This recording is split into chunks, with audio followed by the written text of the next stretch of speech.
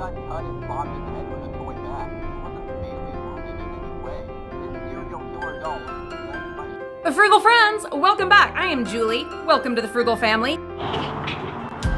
Look what I got, Frugal friends. I had seen it on the side of the road a couple of days in a row, and I was like, do I need it? Well, if it's still there, I'm gonna go and grab it. And it was there, so I grabbed it. I'm not sure if it was meant for like hats or coats or something.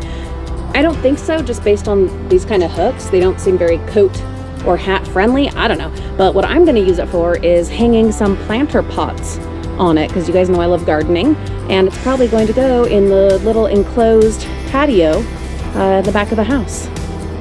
Not a bad find on the side of the road. You know that I don't often find stuff like curb picking.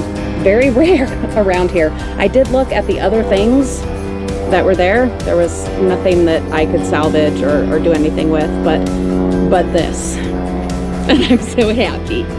Stay tuned to see how it turns out with flowers in full bloom later this year.